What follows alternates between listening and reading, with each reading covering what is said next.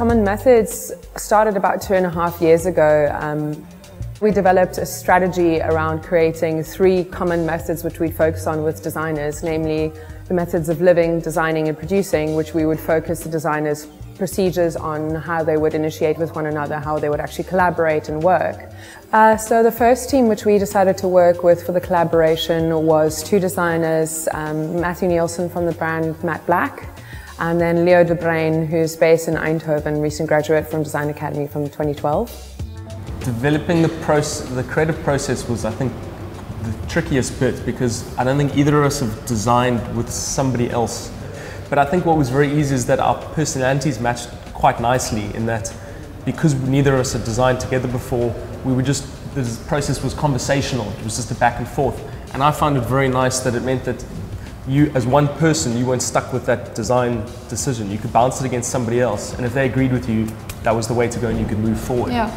What I also wanted to very much bring into the project from more of a strategic perspective was actually working with designers and matching skill sets. Specifically looking from a systematic point of view, I wanted to ask, how can we re-look at the way designing and manufacturing collaborate together in a sphere?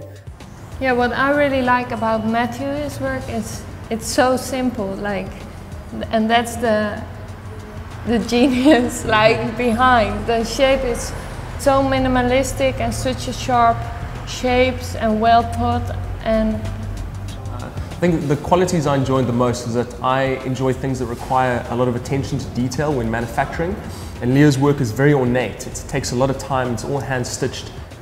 This is our drawstring backpack. I think for a long time we knew that we wanted to make a backpack, and then we found an old drawstring backpack in my studio and decided to sort of emulate it but make it a lot more exciting and fresh. So we wanted to make a sort of grid for the weaving, and we went to woodheads with a crazy pattern with a lot of about 600 dots. Yeah. So they told us it's too much if you want to produce it, so we had to reconsider the pattern.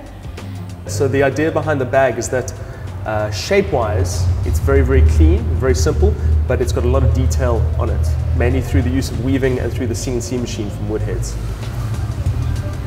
These are some of our weaving experiments, and to search for a nice shape and pattern in it.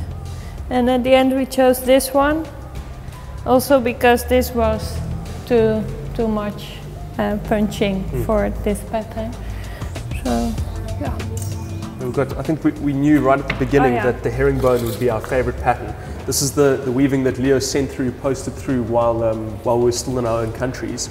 And we both decided this center one, the herringbone, we knew that would follow through in whatever product we decided to end up making. Yeah. What I learned from Matthew, a lot of production and manufacturing, and the detail for your product. Because my products are sort of very cleanly designed and just silhouetted, and I think I don't have to put any patterning on my items. And Lio comes from a sort of a very pattern-rich angle. And I've learnt, I think, to just be a little bit more expressive and a little bit more risky in putting patterns on my products.